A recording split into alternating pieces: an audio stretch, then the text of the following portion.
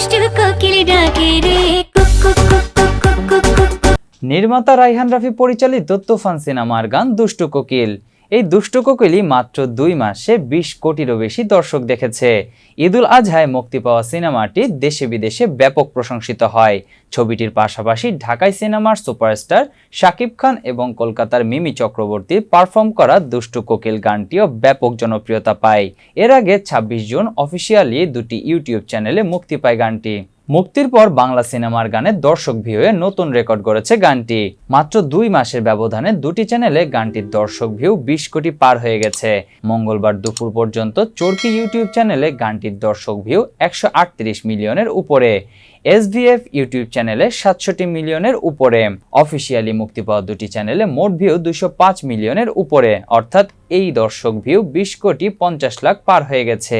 এত কম সময়ে ইউটিউবে এটি দেশীয় বাংলা সিনেমার কোনো গানে নতুন রেকর্ড। গানটিতে দ্বৈত কণ্ঠ দিয়েছেন দিলশাদ নাহার কণা ও কলকাতার আকাশ সেন। এর গীতিকার ও সুরকারও আকাশ সেন।